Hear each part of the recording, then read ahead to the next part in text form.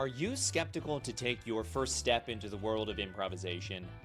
Maybe you have a fear of being embarrassed in front of your colleagues or in front of an audience.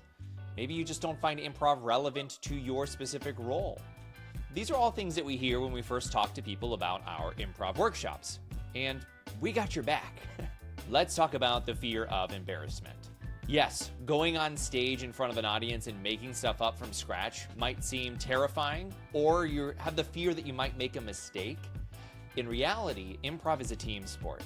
So in our improv workshops, you are never working on your own. You always have other people by your side, and you're all working together. So even if a mistake does happen, they're there to lift you up and support you. That's what Yes and is all about. Accepting each other's ideas and building on them. So even if you do make a mistake, we lean in on it. We accept that mistake and we try to use what we can learn from that mistake to move forward. Now, you might also look at improv and say, that's not really relevant to my role. Well, let's think about that for a moment. Yes, if you work in an analytical world where you're fully data-driven and you feel like, well, I can't change anything here, I can't be improvisational, you may be right. However, you have a great foundation to work with that you can improvise on top of. Maybe you have some great data sets that you're trying to explore and examine and analyze, and you find something unique in that data set. Use that unique thing and improvise on top of that. Well, if this specific data set is true, what else is true?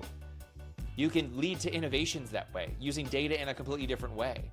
Or maybe you'll use some soft skills from improvisation, like collaboration, listening, and communication, to better deliver your message around that data to someone that isn't as close to that specific piece of work. And let's say your day-to-day is very structured or formulaic, where you kind of do the same things every day because of rules or regulations, and you don't really feel like you can improvise in that space. Here's a secret. Improv is very formulaic. We always have to set up and agree upon boundaries and the foundation that we improvise within so we can be creative and innovative. When we think of our improvised musical, we all don't just go on stage, start playing music, and sing songs at random. We know we want to put together a cohesive improvised musical.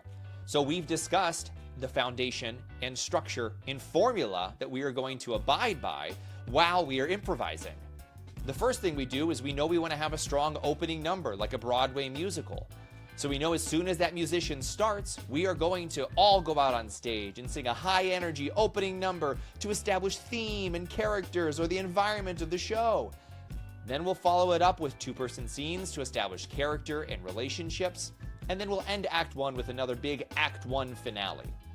Because we have this formula in place, we know when we enter any of those scenes, we have some guidelines to work with. I know I want to establish a character in this scene that I might be able to play the entire show, that might have a relationship with somebody else, whether it's a father figure or a mentor or someone that I'm in love with. By having these formulas set in place, we're able to have structure to our improvised scenes. So it isn't just chaos on stage or chaos in a workshop.